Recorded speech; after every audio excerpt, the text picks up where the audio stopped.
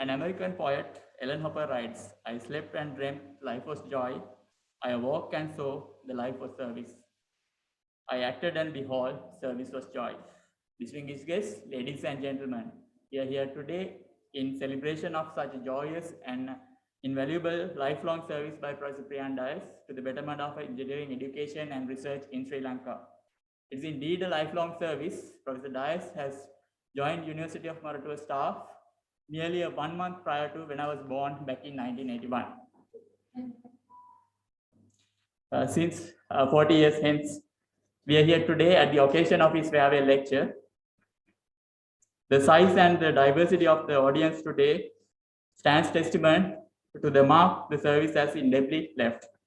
To start the proceedings, let me invite Professor Chinta Jayasinghe, Head of the Department of Civil Engineering, University of Moratuwa, to welcome you all formally.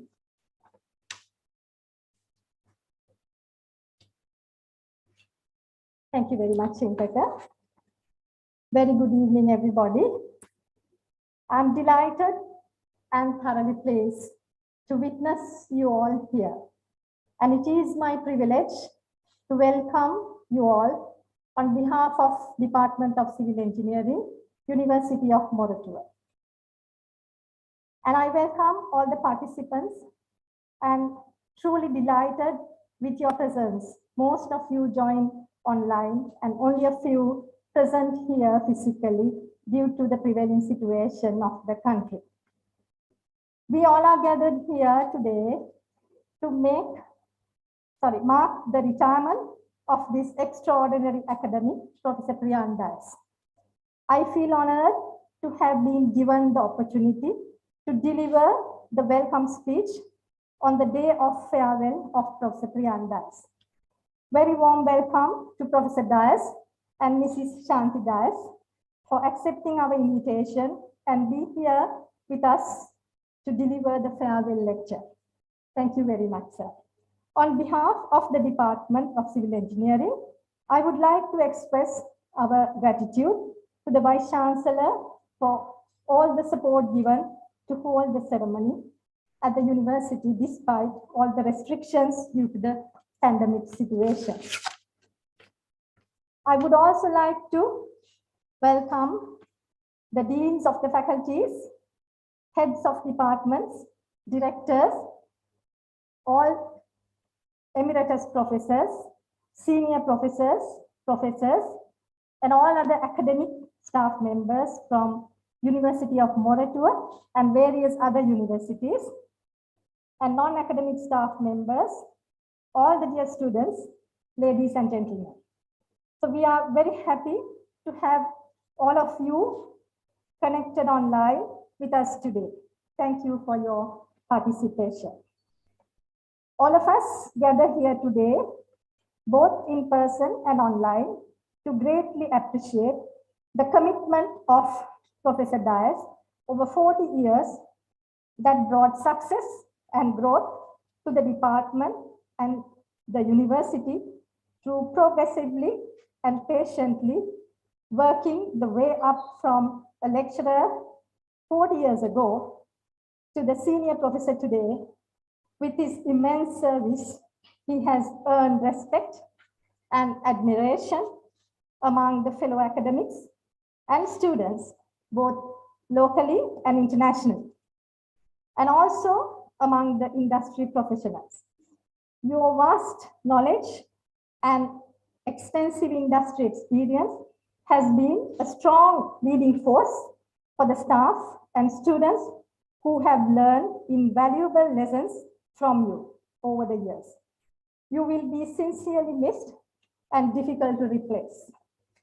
Before we carry on with the main event, I would like to express my sincere thanks and appreciation to all staff members who made this occasion a reality, especially during the lockdown. So this could not have been possible without the sheer contribution of all of you. Dr. Chintaka Mallikarachi, who led the organizing committee, will give you a separate thank you note towards the end. I want to say once again, it is wonderful to see so many of you at this memorable event. Thank you very much.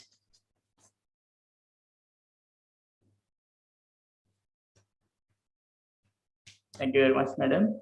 Then I would like to invite Professor Nalin Wickramarachchi, Dean, Faculty of Engineering, to address the gathering.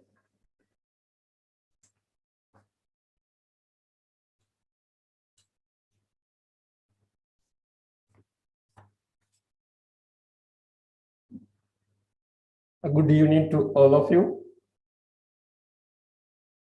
Dear Professor Priyan, teaching is the noblest of all careers. We at the Faculty of Engineering have no doubt that Professor Priyan excelled in that noble career. Thank you, Professor Dias, for dedicating 40 years of your life for educating students at our faculty. Thank you for taking time to listen, stimulate, encourage, and share your thoughts with all of us. Great teachers teach not by the book, but by making themselves a living example to be followed by students. You fit the bill perfectly, making a real difference in the lives of the students you taught. Let me salute you on behalf of all in the Faculty of Engineering for all your great accomplishments. Professor Dias held the honor, integrity, and dignity of this noble profession highest in his priorities.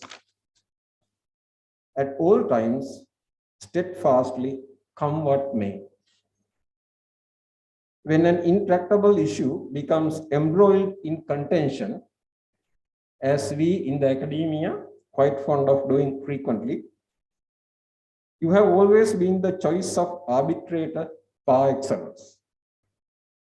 You never failed us in such endeavors too, being fair to all sides, yet never compromising the objective veracity. You will be remembered in this institution for a long time to come for just that one quality too. In research too, you led the way and was an example to your junior peers. Thank you for making the flag of our university fly proudly in the international arena of research. Professor Dias, you should be happy to witness that your untiring and pioneering efforts to enhance the research culture in this university are bearing fruits now. The entire research establishment in this institution will be grateful to you for many years to come or for many decades to come for your dedication in contributing to the development in the research area.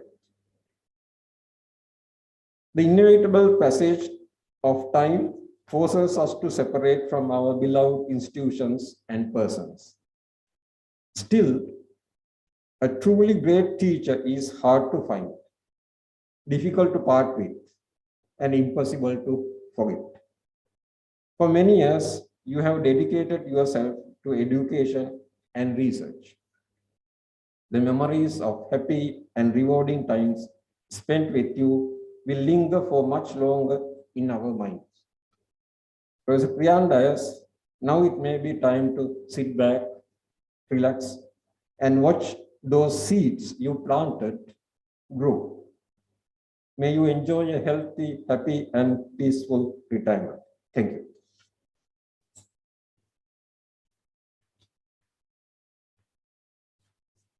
Thank you very much, sir. Now it's time for what we all have been waiting for. To formally introduce the speaker today, let me invite Professor Anura Nanakara to formally introduce the speaker.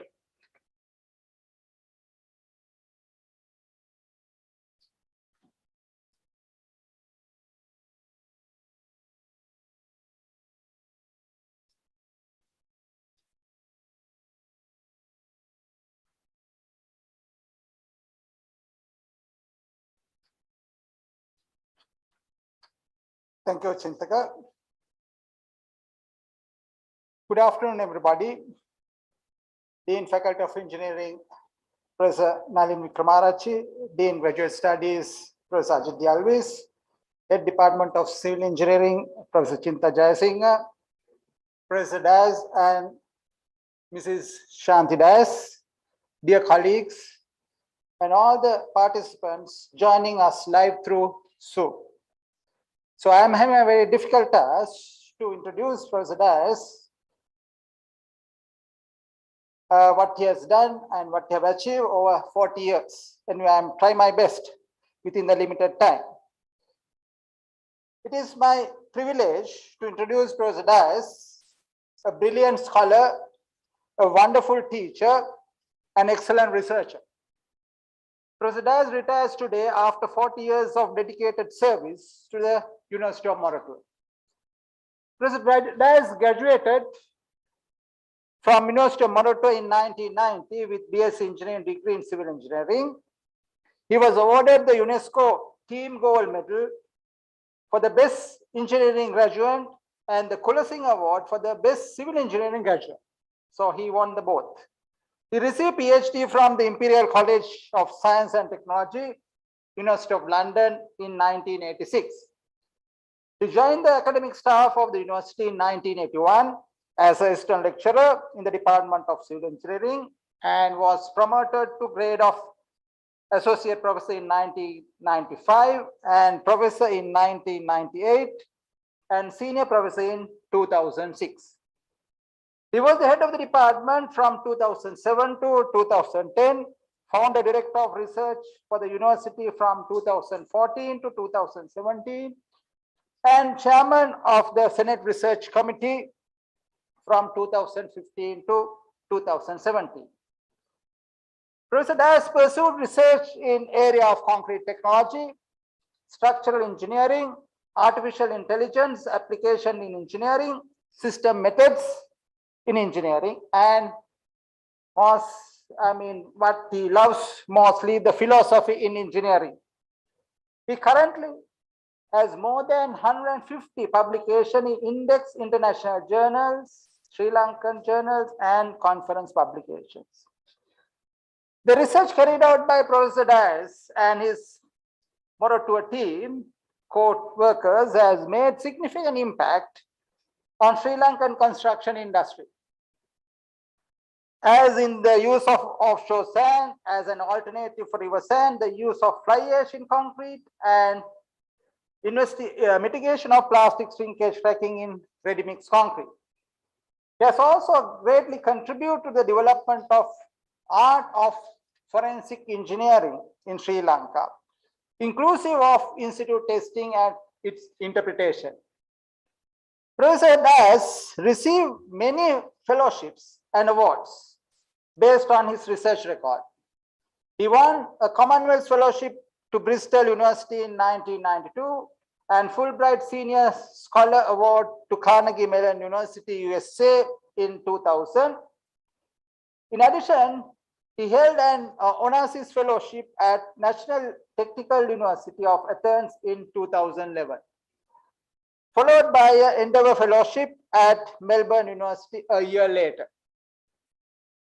He won the CVCD Award for the most outstanding researcher in technology related sciences in 2008, SLA's General Research Committee Award in 1998, ISL Excellence Award in 2011, and President's Award for Scientific Publication for 10 separate years for his research performances.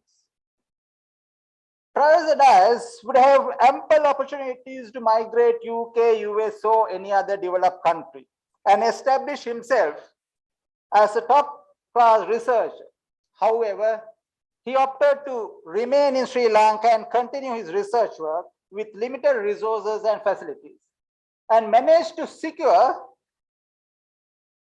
a place in the world's top 2% researchers list. He was one of only 16 Sri Lankan researchers to be included and only one from University of Moratuwa. This is a great achievement as a Sri Lankan researcher in the field of engineering. Professor Das has served in many technical committees and learned societies, both nationally and internationally. He was the founder editor of Society of Structural Engineers Sri Lanka, that is in 1990 and 91, and he was also the editor on the editorial board of Journal of National Science Foundation, that is from 2012 to 2015. He continues to be Sri Lanka representative, Institute of Engineers, UK since 1998, and the associate editor of Civil Engineering and Environmental System Journal since 2007. He served for 15 years, that is from 2005 to 2019, in the National Research Council, appointed by His Excellency the President. He has been the chairman of the ISL Accreditation Board since 2019. He is an honorary fellow of the ISL and the honorary fellow of Society of Structural Engineers Sri Lanka and fellow of National Academy of Sciences of Sri Lanka. He serves as the current president of the National Academy of Sciences of Sri Lanka. Professor Das is a chartered engineer, fellow of ISL, fellow of the Society of Structural Engineers, and corporate member of Institute of Structural Engineers UK. That is, he is holding MIStructE. Very few academics having that membership. Professor Das have involved in both design review and structural assessment projects for the industry. He has produced more than 150 structural investigation and audit reports for various government and private sector organizations. He was the lead structural engineering consultant for the design, review, and approval of the Colombo Lotus Tower project. Professor Das has been consultant internationally too. He was the contributing author of ISO UNESCO Guideline 52 on tsunami risk assessment and the mitigation for Indian Ocean, that was in 2015.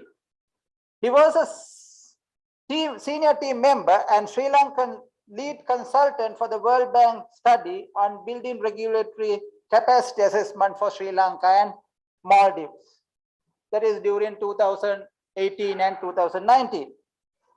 And a structural and damage engineering specialist on a World Bank team for flood assessment for the Colombo metropolitan region, that is during 2016 and 2017. Professor Das has published several books. One of his most enduring contribution to teaching and also structural engineering profession is his book on graded example on reinforced concrete design.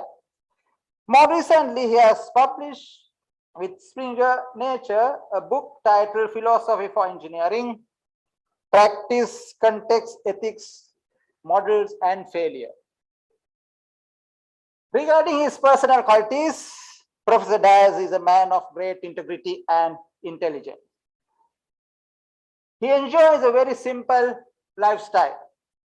He is not only a brilliant and completely dedicated and committed research and academic, but also down-to-earth and humble person. We all thank you for excellent service you render to the department, the faculty, and the university over 14 years. We wish you a long, healthy retirement, a life full of joy and happiness with your loving wife and two sons, Ashwin and Sanjit. Today, Professor Das will deliver his farewell lecture at the university titled On Connectivity, summarizing his 40 years of research experience. Professor Das, over to you to deliver the lecture. Thank you.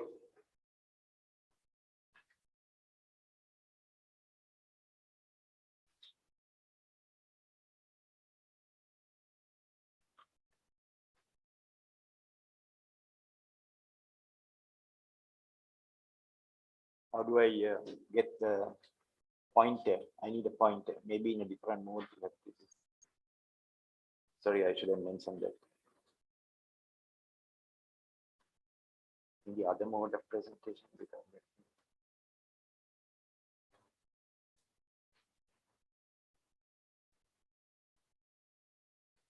That's good. Okay. Right. I need to thank Chintaka and Chinta and Nalin and Anura for saying all those nice words. I'm not sure I deserve all of them, but thank you for arranging this lecture also. I feel a bit overawed, right? But let me start. So some of you have heard me say that in 1669, Sir Isaac Newton, when he was appointed to the Lucasian Chair of Mathematics at Trinity College in Cambridge, gave an inaugural lecture with the title Of Colors. So a bit pretentiously, but wanting to sort of, maybe share a little in, at least be in the great man's shadow, I thought I'll choose a title that, sounded similar at least. So that is one reason for this title that says On Connectivity.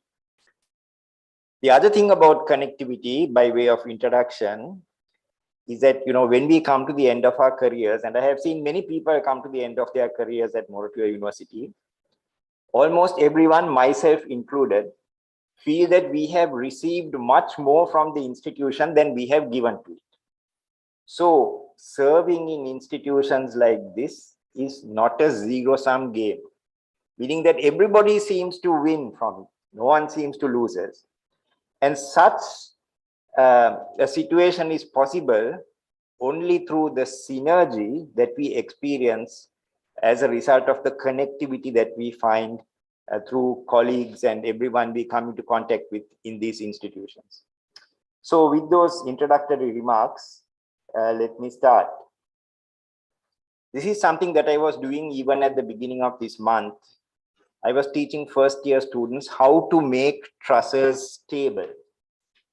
So this is from a Meccano set. As you can see here, this arrangement is unstable. It needs a diagonal member like this in order to make a stable truss.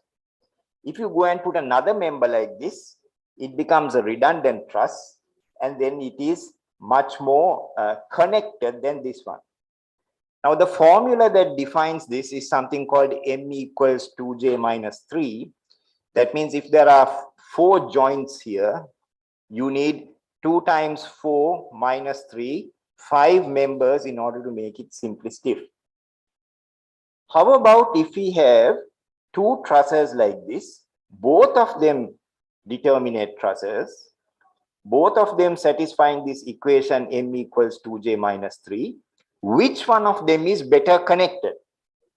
So this is a topic that I have been looking at recently, and there are 2 ways that we approached it. One is using what we call Newman's method to find the degree of betweenness of these members. So let's say that you have a simple connection like this.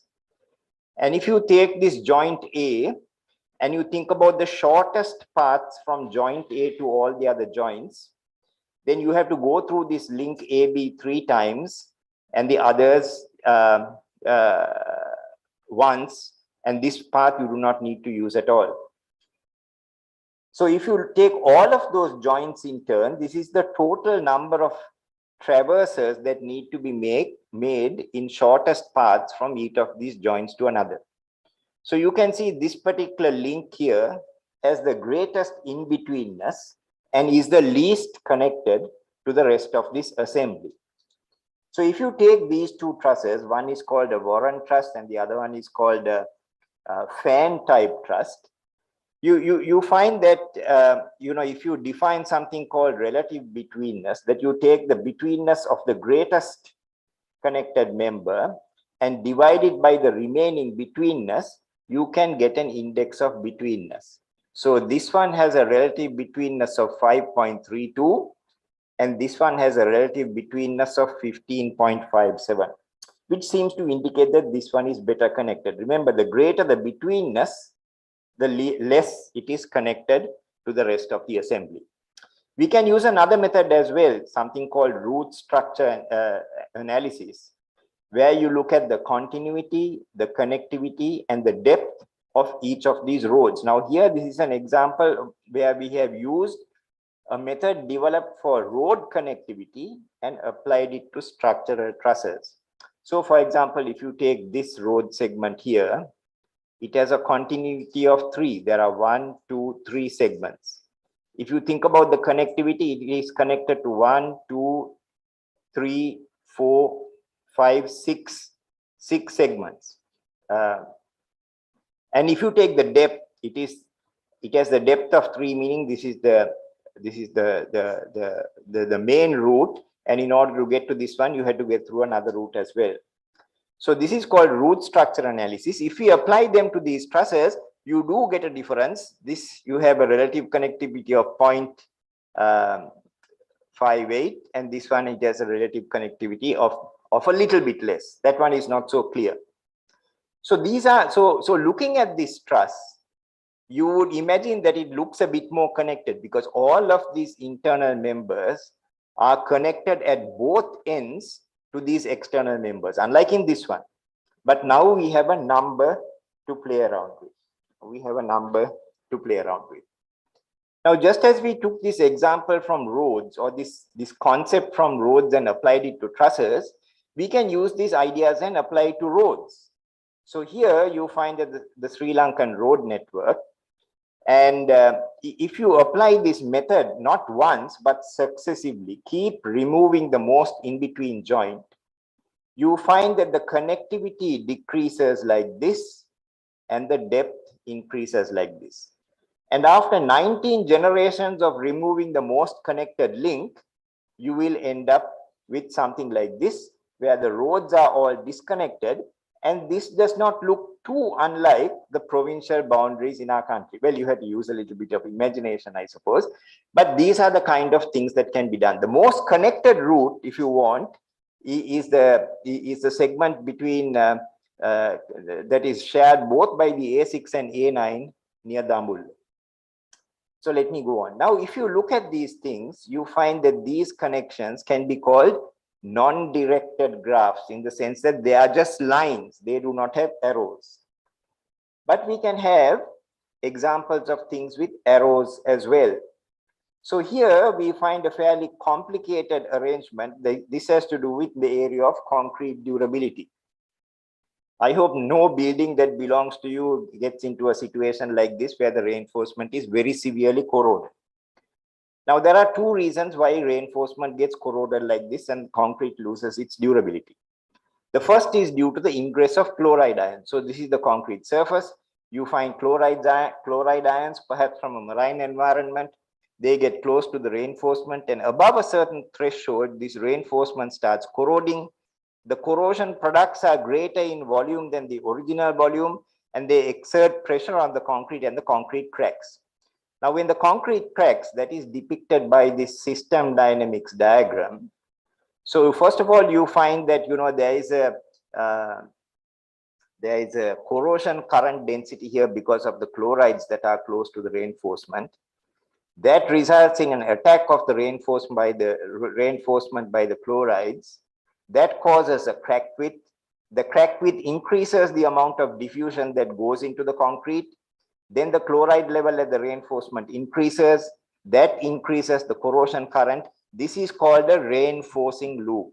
It is sometimes depicted by this kind of snowball that is indicated here. It keeps snowballing. So here you find a different situation. This is corrosion also takes place as a result of carbonation. So we find that, you know, concrete actually has a high pH value, but because of atmospheric carbon dioxide, you find that, you know, the pH value gets reduced, and then, you know, it goes up to the level of this reinforcement. Now, we have also contributed to research of this sort, because when concrete gets carbonated, we find that, you know, its penetrability, whether it's sorptivity or diffusion, that reduces.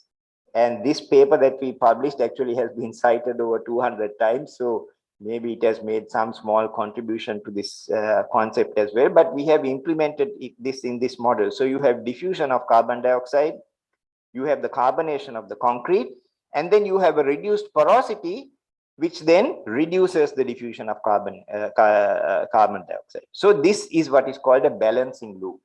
Now, some of you may be aware, those of you who are listening who have management backgrounds as well, These are frequently used in the management literature. Actually, this was system dynamics was developed in the Sloan School of Management at the Massachusetts Institute of Technology.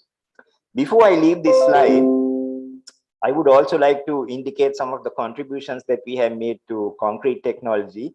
The concrete technology expert in the university is Professor Anurananakar, who introduced me, and a lot of this work has been done in collaboration with him. Just a take home for those of you who are not civil engineers: if you are building anything close to the coast, make sure that the cement you use has a certain percentage of what we call fly ash. Fly ash is produced in Moratuwa, and the two major cement suppliers in the country use that fly ash to produce what is called fly ash concrete. This is what fly ash looks like under a scanning electron microscope. The second take home is that in case the price of sand is too high, you can safely buy sand from the Sri Lanka Land Development Corporation, because although they use offshore sand, which you think might contain chlorides, it is properly washed so that the chlorides are brought to virtually a negligible level. In fact, we have done tests that indicate that even if you have a certain amount of chlorides, there is no difference between that and having zero chlorides, and all these tests have been done at Moratuwa University. Just in passing, I will make a reference that this last Nanayakar I mentioned here is Anura and Dhammika's son, who also did finally a project with me. Right, so let's go on now.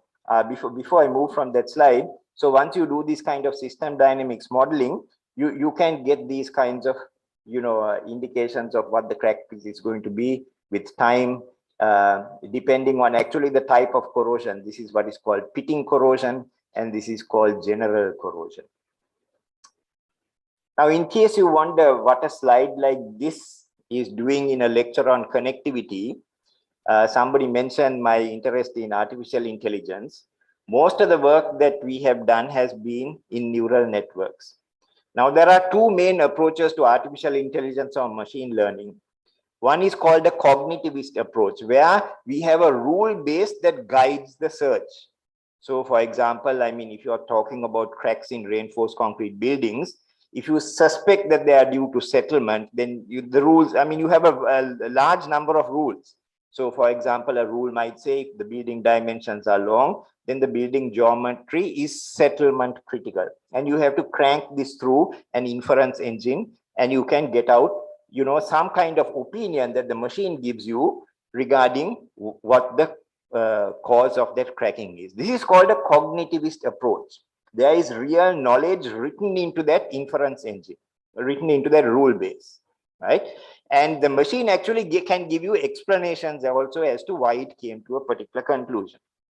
Now, in contrast, a connectionist approach does not use any knowledge.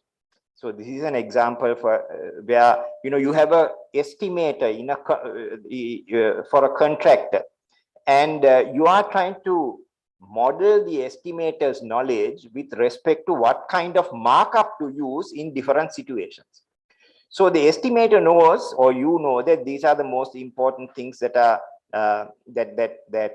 influence this markup, right? So you just give these as inputs with respect to the levels of all these different inputs, and the historical markups. And if you keep training this a large number of times, then we have a trained neural network that mimics the gut feelings that an experienced estimator will have. So if you have a novice estimator, to get the person trained, to do this, you can give him this neural network and say, okay, this is what this senior gentleman, this is his accumulated wisdom over the years. So you can use this in various contexts as well. So you can look at, perhaps complicated situations for concrete mix design, all these ingredients, what is the strength going to be, and you can train a neural network and you can get out the results. Incidentally, a lot of students and colleagues have worked with me on all these projects. Their names are mentioned, I mean, in the slides, and I'm not going to mention every one of them. And most recently, I have been fortunate to get involved in a project using deep neural networks. Now, in this neural network, you can see there are only 3 layers: input, middle, and output. Now, these deep neural networks have many layers. Also, their input is like a graphic input like this, right? So this is actually a graphene sheet.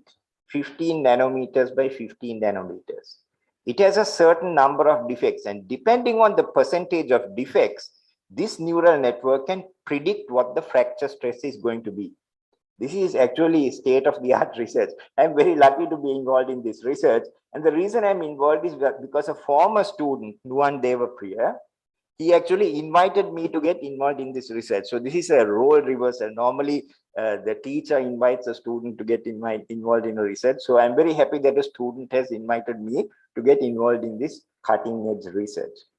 Before I leave this slide, these neural networks are sort of black boxes. You don't know what's happening inside them. Like I said, it cannot give you any explanations. So it is always good, even though you can use it and get sort of fairly good predictions, always good to see what is happening. So instead of using just these ingredients like this for the input of the concrete, we can use certain ratios that we know something about, like water cement ratio, or in this case, the inverse of that, the cement upon water ratio. And we can see whether this behaves in the way that we actually expect it to. Similarly, where this deep neural network is concerned, we observe that the fracture stress, the greatest influence on the fracture stress, this may be a bit difficult to see, was the distance between these defects.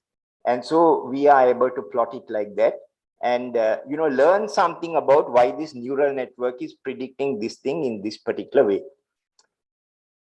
Right. I have a few more examples to get through before I finish. So this is also about connectivity. Now, this is connectivity of various entities, and these kinds of hierarchies, these trees, are very common in research, and what many people do. So this is the vulnerability to a bomb blast. This research was started because of mainly after the central bank bomb blast. So there are various things like the building object and the building context and things like that. Now, if you think about it, this high level score for vulnerability depends on all of these inputs. That I think most people understand. However, it is as important to find out now when you are having, say, 3 inputs contributing to this intermediate score here before you get onto vulnerability, what is the dependency between these? Because these may not be truly independent inputs, right? So actually my longtime colleague and mentor, Professor David Blockley at Bristol University, with whom I spent my first sabbatical, he has done a lot of work on the mathematics of these kind of thing. And I think this is very important in terms of, this kind of connectivity problems, hierarchy problems, to understand the dependency between these inputs like this. He has also proposed what we call an Italian flag, where whenever you give some kind of score, it is always better to give a lower bound score and an upper bound score. You are sure of this value, but it may be this value, that kind of approach. Another example where dependency is concerned, this is to do with a lead rating system. Some of you may be aware of this, and maybe you have been involved also. I know some of my colleagues have been involved in doing these lead rating systems for various buildings. So you have these things, and if you look at the site, the influence of the site to the rating system, it depends on all of these things. So we discovered that some of these things, there are dependencies between them. For example, land use, which means that you must leave some free land space, is in a sense the opposite objective to something like housing density. So if you want to find out what the highest possible score you could get for this site entity, when you are combining these, you need to make sure that the housing density and the land use cannot both have high scores at the same time, because there is a dependency between these inputs. So these kinds of dependencies are something that we come across in research.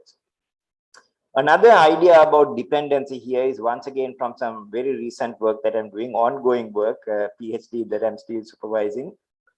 So this is a Markov chain. A Markov chain is a chain that is not dependent on time. So this has to do with very often deterioration processes. So you have, let us say, some kind of building element or something like that in 4 different states. It can take 4 different states.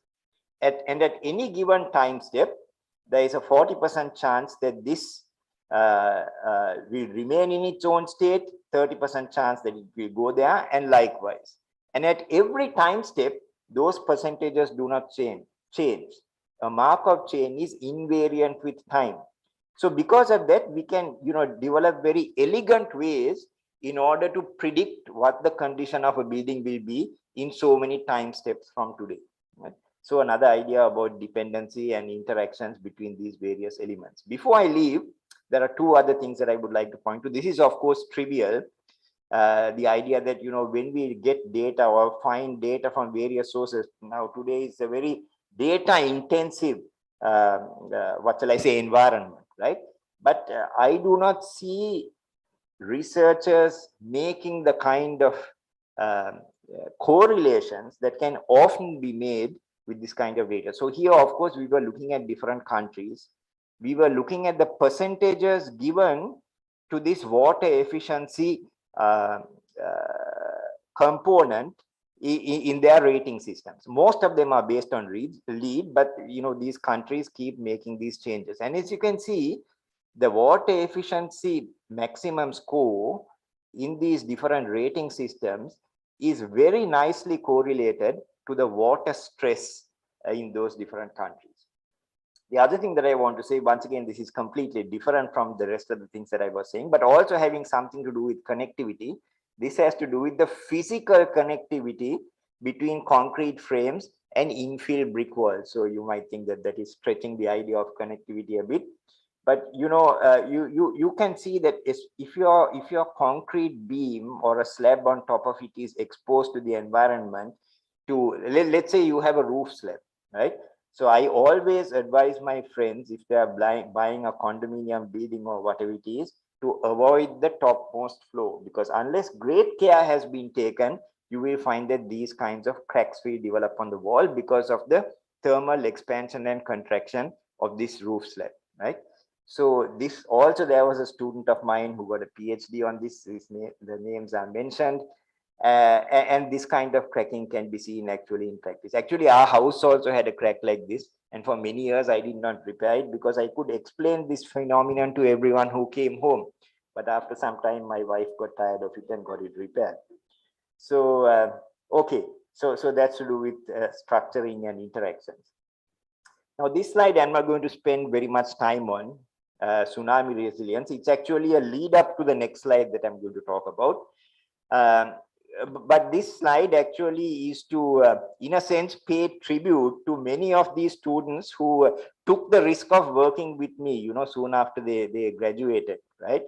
And many of them have gone on to, all of them have gone on to very good universities, many of them to Cambridge.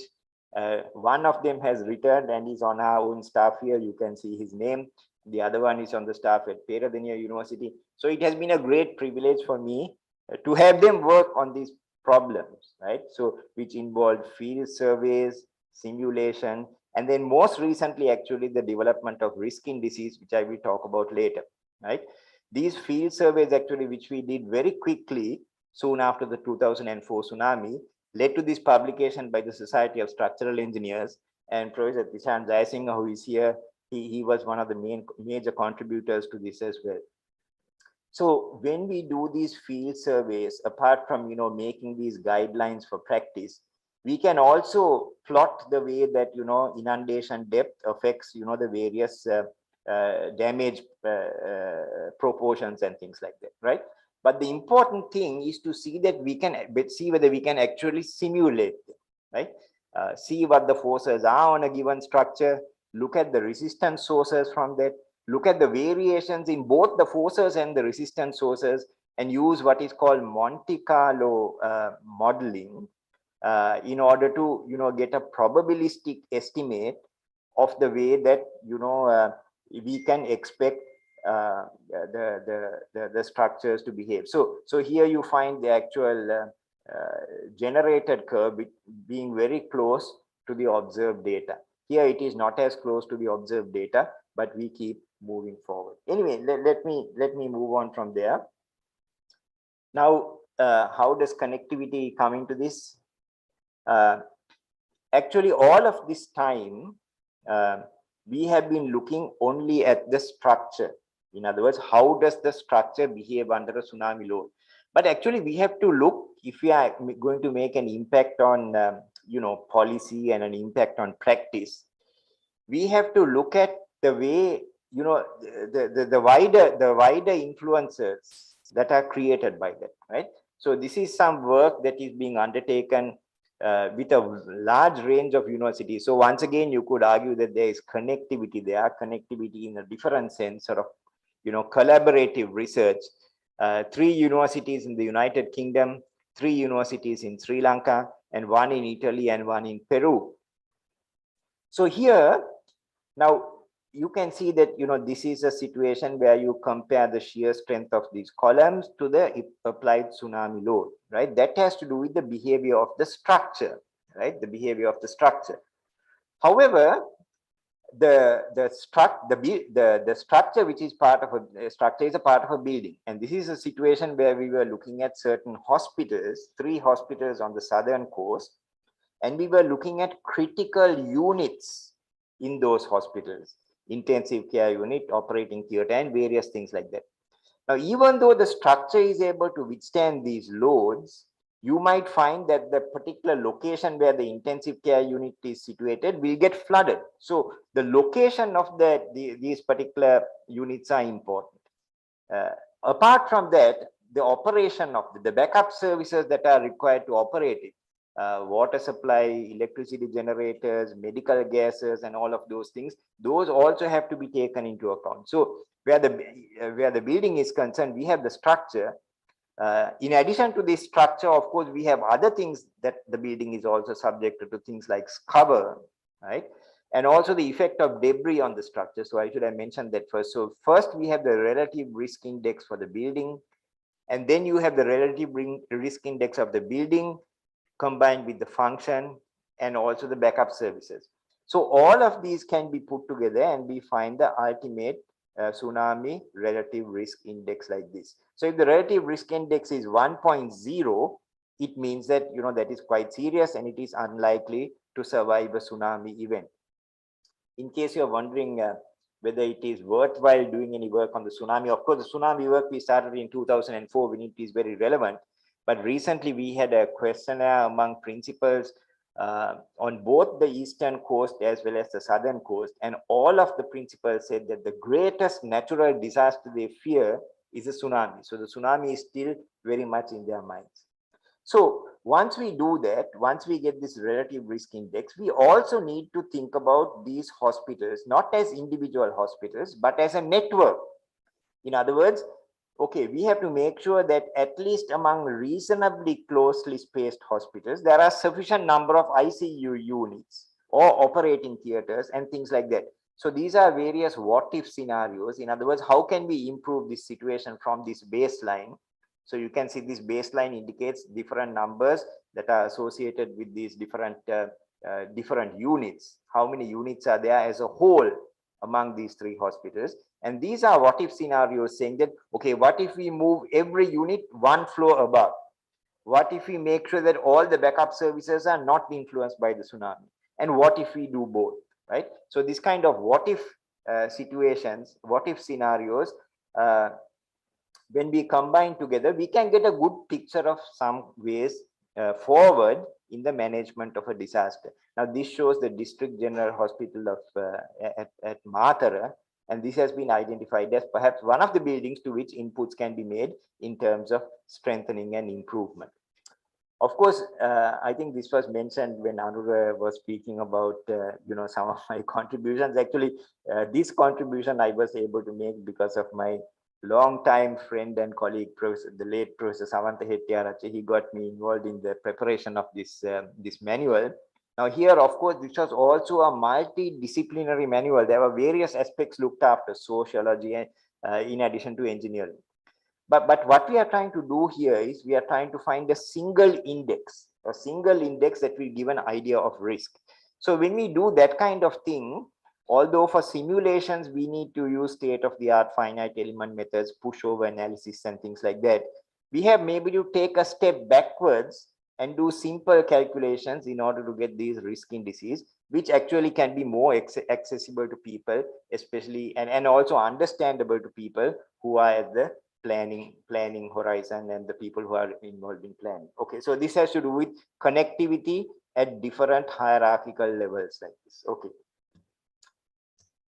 How do I move this slide? Right. Okay, now this is my last slide, I think, last slide in terms of content. So when we are talking about connectivity, I'm now trying to talk about connectivity across disciplines in a sense, right? Some of you may have heard about the golden ratio, or even the Greeks knew about the golden ratio. If you take a line and divide it into two, that the ratio of the larger to the whole is equal to that of the smaller to the larger, then you will find what the golden ratio. It is a ratio something like 1.618. If you look at the human body, you find that, you know, the distance to the center of mass from the head is in and from there to the feet is in the ratio of 1:1.618. Also from the center of mass to the knee compared to the knee to your foot is also in that ratio. So apparently this golden ratio, it so happens that it occurs very frequently in nature. Now I need to mention Chandana Kulasurya's name because he has been involved with me in many projects. And for his master's thesis, he was looking at these bridges to see whether, you know, where bridges are concerned also, whether people thought of, you know, this kind of ratio. And he did a questionnaire. Many engineers from aesthetic point of view alone, of course, preferred unity because unity is a very strong concept. But the next largest preference was for this 1.6 ratio, very close to the golden mean. And actually, if you look at the economics also, the economics of this make a lot of sense to have the middle span larger than the two end spans, right? But it is very curious the way that this reflects a golden ratio, which is found in many parts of nature, including our own human bodies. This one is a bit of a more complicated analogical transposition. All structural engineers will know that if you have a cross section like this subject to what we call a bending moment, the stress can be found by dividing that bending moment by the second moment of area and multiplying it by this distance y, which is the distance from the centroid to the point under consideration, right? So when we put it in this form, we commonly call this the most important formula you can ever remember, right? Now, if you think about it, the centroid arises from what is called the first moment of area. And here we have a second moment of area. But if you look at a different field, the field of statistics, there also we come across these moments of area. Now, the first moment of area in a statistical distribution will give us the mean. The second moment of area in a statistical distribution will give us the standard deviation. Now, the third moment of area will give us something called the skewness, and the fourth moment of area will give us something called the kurtosis of a distribution, right? So this name also I must mention, Isuro Nanayakara, who worked once again with me on many projects. I gave this problem to him, and he came up with this idea that, you know, these third and fourth moments of area could be relevant in the plastic range, just like these two moments of area were relevant in the elastic range, right? So if you take ice sections like this, there is a relation between the rotation capacity, that is the distance between this point and this point when you have a moment rotation diagram like this, and the standard third moment of area. And if you have closed cross sections like this, you find that what is called the normalized excess kurtosis has a relationship with the rotation capacity of those kinds of sections, right? Now, this is very controversial. Not many people, I think, have yet accepted this. This is sort of, what shall I say, speculative research. Okay, let me call it speculative research, but it gives some very good results. For example, the normal way of correlating rotation capacity is with the section slenderness, right? And but the values that we get from this are better than the values that you get from section slenderness. Also, very nicely, you can find different slopes here between excess kurtosis and rotation capacity for rectangular sections on the one hand, circular sections on the other hand, which bound the slopes that you get for these elliptical sections in this sort of way. So here the connectivity that I was talking about is the connectivity between one discipline and another. And it can lead to sometimes very interesting, what shall I say, suggestions and discoveries, right? Okay, perhaps speculative, but interesting nevertheless. Right, I think I have come to, in a sense, the end of my content. I need to thank many people. So everybody on the right-hand side, I think, are my role models and the people who taught me and things like that. Professor Dayanta Vijayasekara hired me, although he had to wait 1 year for me to take up his offer. Professor Chandrakirti was head of the structures division when I joined, and for a long time after that. I occupy Professor Latenokon's room in the department. He is a great role model for me. And all of these other people, David Blockley's name I have mentioned, I spent a sabbatical with him in the early 90s and have been in correspondence with him thereafter. Paul Javit is the chief editor of Civil Engineering and Environmental Systems. He invited me to be an associate editor, and so many different people. On the let me tell you, there out of this list, there are 2 people who have passed away, so I make special mention of them. Professor Charles Senrath was a great example for us in terms of honesty and integrity and all the sort of good values that we all expect of university teachers. And also Professor Lakshman Jayatilaka, who died actually quite recently. So Professor Jayatilaka is the person who actually gave me a telephone call soon after the 2004 tsunami and said, Priyan, why don't you go and have a look at what these structures, what damage they have suffered, and what you can learn from this. I mean, we were still sort of trying to absorb the enormity of this and think more of humanitarian efforts. But he's a person who told me to go and look at, what we can learn from a structural engineering point of view. So Vinod Ramachandra is not a person very well known to engineering audiences. He is a friend of my wife and myself. He also did a PhD with the same person that Professor Lakshman Jayatilaka did his PhD at Imperial College London on computational fluid mechanics in the mechanical engineering department under a fellow called Brian Spalding, who was called the grand old man of computational fluid dynamics, right? Today, Vinod Ramachandra is a Christian theologian and he's an acclaimed author. So he is my role model for thinking that, as humans, we can stretch our minds in very, very, very many different directions, right? These are all my colleagues and people who work with me. The people in red are people who work with me on more than one project. I must make special mention of Chintaka, of course. Chintaka has organized this. I would like to think that I had some influence in Chintaka coming back to Moratuwa. I remember talking to him on my occasional visits to London when he was a PhD student at Cambridge University. I'm happy to say that he has returned, and I'm happy to say that he has sent many of his students to both Cambridge University and Caltech, California Institute of Technology, both places where he studied while he was doing his PhD. I would also make special mention of Samantha and Premini Hettiarachi, my friends in the department for a long time. Actually, that first slide that I showed with Isaac Newton's statue. So I remember Samantha and myself getting photographed underneath that statue. And I wanted to put that statue there, but unfortunately that particular picture has been lost in what is called the detritus of time.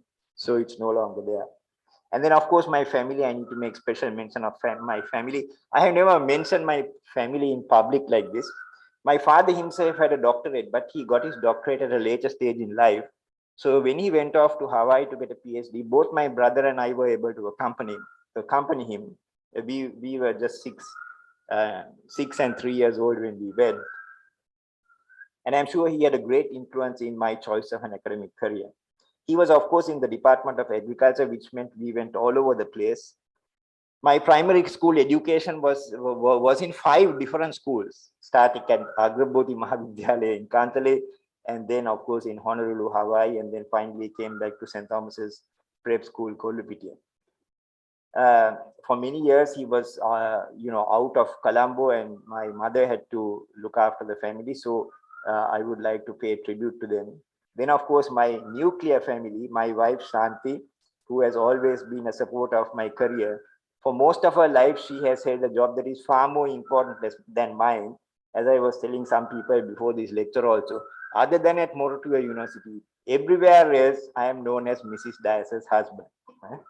So I want to make mention of my two sons, Ashwin, who actually did a degree here, and two of these pieces of work are done with batchmates of his, right?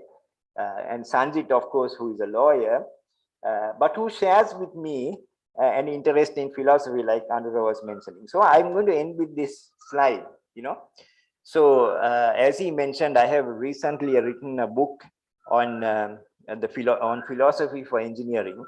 And some of the things that I said about connectivity, have been said by some of these philosophers as well, right? This book has recently been reduced in price by Amazon, I think.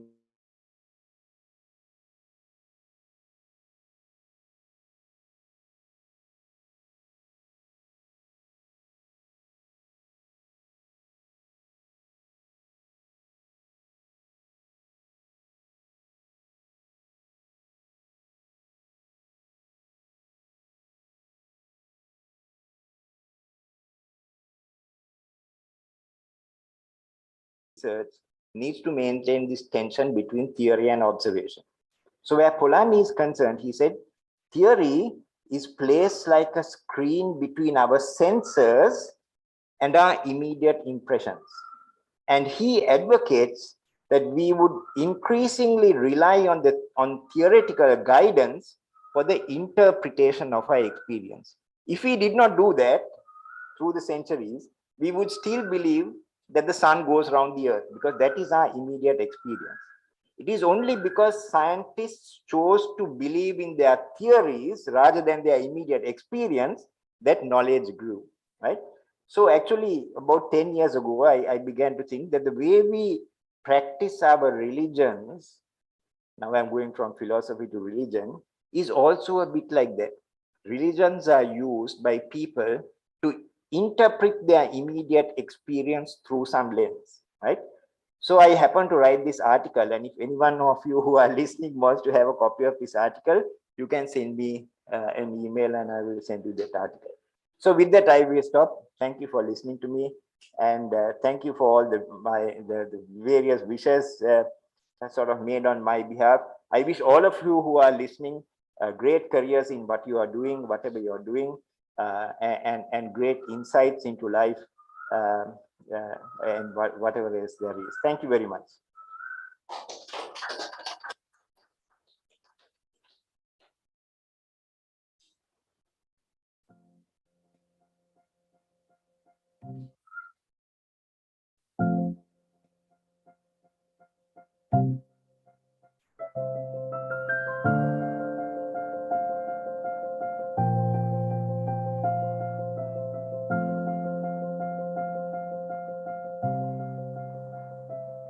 For generations of engineering students at the University of Moratuwa, Professor Dias was their first-year mechanics lecturer. With his mechanical truss model and cushion foam beam, Professor Dias has fascinated many aspiring engineers of Sri Lanka. Over the past 40 years, he has touched the lives of thousands of engineering graduates from the University of Moratuwa through his various posts and assignments, promoting engineering research and education at the university. This is the story of the researcher par excellence, the engaging educator, and the humble human. Viranjit Priyan Solomon Dias, born in October 1955, had his secondary education at St. Thomas College, Mount Lavinia, following primary education at as many as 5 schools, including Agrabodhi Vidyalaya in Kampalay and Lincoln Elementary School in Honolulu. An exemplary student at St. Thomas, appointed a senior prefect in 1974, he entered the University of Moratuwa in 1975. Continuing his academic excellence, he graduated in 1980 with a Bachelor of the Science of Engineering Honours degree in Civil Engineering, whilst also winning the UNESCO Team Gold Medal for the Best Engineering Graduate and the Kulasinghe Award for the Best Civil Engineering Graduate. On securing a Commonwealth scholarship, he went on to read for a doctoral degree from the University of London, based at the Imperial College of Science and Technology. With overseas research training to his credit, first from the University of London and later with research fellowships at the University of Bristol in the UK and Carnegie Mellon University in the USA, Professor Priyan Dias holds an impressive research profile, which puts him at the top 2% of researchers worldwide, according to a study published by Stanford University and Elsevier. His efforts were not limited to his own research, but also to promote the research culture in the university and to foster a line of excellent researchers. As the chairman and member of the Engineering Research Unit and as co-chair and member of Senate Research Committee, he has provided his services and leadership to promote research at the University of Moratuwa over the past 3 decades. His postgraduate students reading for PhD, MSc, and MPhil degrees have set forth to build remarkable research profiles of their own, some of whom joining the University of Moratuwa and continuing his culture of research excellence. As the task force leader and coordinator for Quality Enhancement Fund Grant application and implementation, Professor Dias oversaw the implementation of a 68 million rupee World Bank ERG grant from 2004 to 2007. The gains of this project are enjoyed by the students and staff of the University of Moratuwa today. In addition to his many lectures and public presentations, Professor Dias's book, Graded Examples in Reinforced Concrete Design, is now a classic textbook among engineering graduates of Sri Lanka, both at Moratuwa and elsewhere, and is widely referenced at many structural engineering design establishments in the country. Professor Dias's contribution to the growth of the University of Moratuwa as an institution was not limited to teaching and research. He has taken up a range of administrative roles, from head of the Department of Civil Engineering to chairman of University Industry Interaction Cell.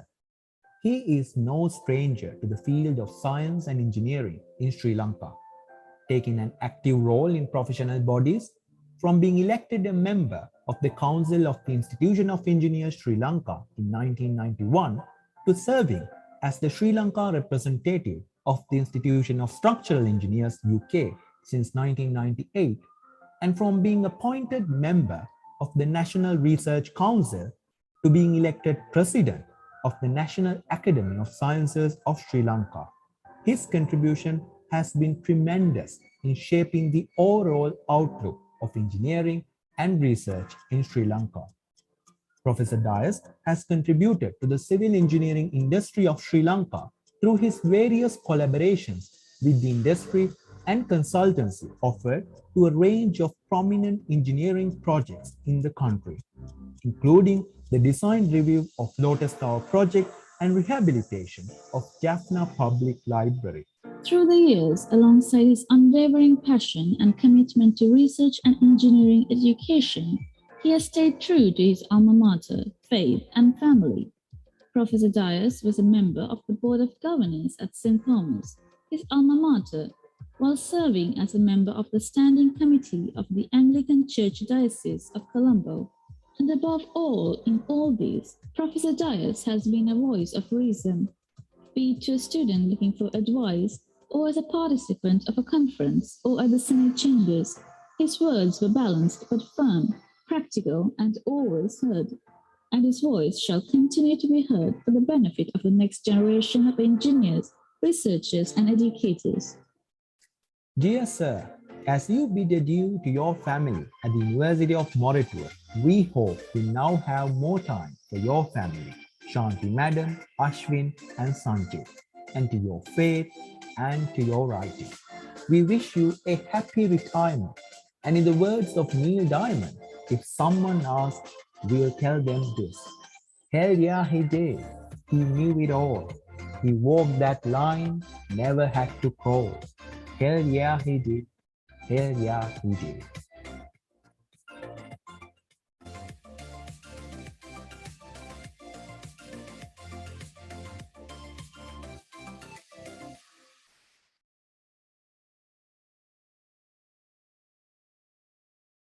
As mentioned in his lecture, he has worked on different, like, wide variety of fields, and he has been having students over 40 years. So keep in mind the topic today. All of us stay connected, and unanimously decided the best way to treat him would be to have a collection of published articles as a journal collection today. So for the online audience, let's try to look at a small preview of what we are going to gift it to him.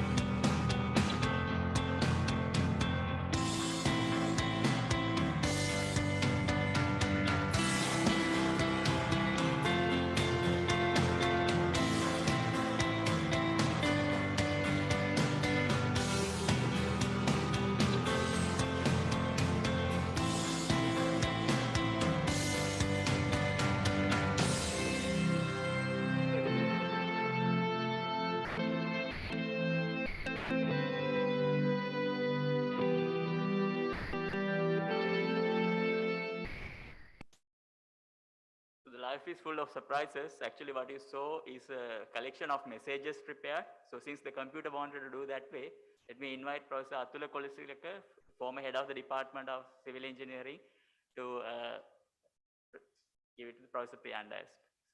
I would like to invite both of you to the stage.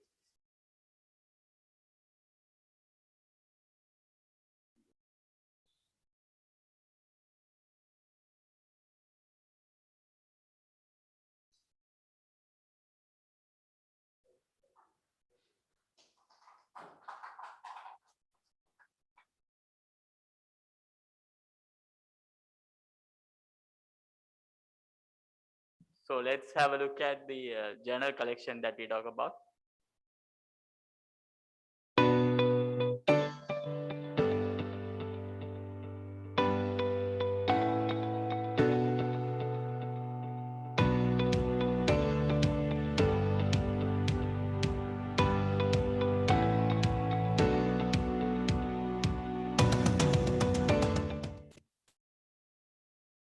So I would like to invite Professor Dias again, and to give the journal collection, present it to him. May I invite Professor Ajit Alvis, Dean Faculty of Engineering.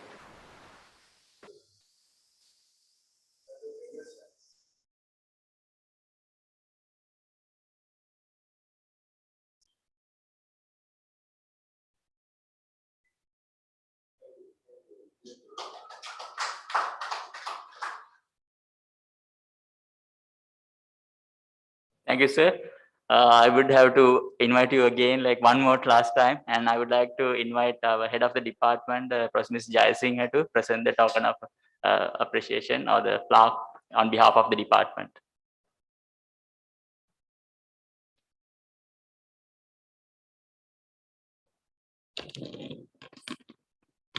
This is from the department to Professor Priyan Dias in appreciation of your exceptional, multifaceted, inspirational role from 1st April 1981 to 30th September 2021.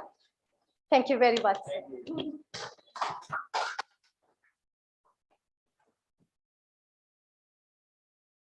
As mentioned in Professor Priyan Dias' lecture, I think we have to honor Madam Shanti Dias. So could you please come to the stage? And I would like to invite our head of the department again to give away a small circle of appreciation.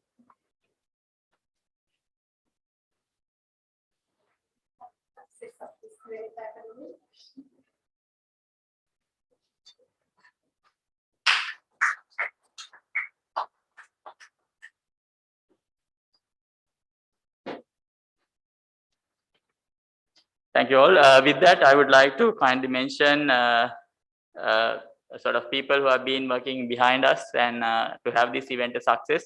So first of all, let me thank Professor Priyan Dias as well as Madam Shanti Dias coming here and around this pandemic situation, and also the distinguished guests gathered here physically in spite of the present situation in the country to being here to honor Professor Dias.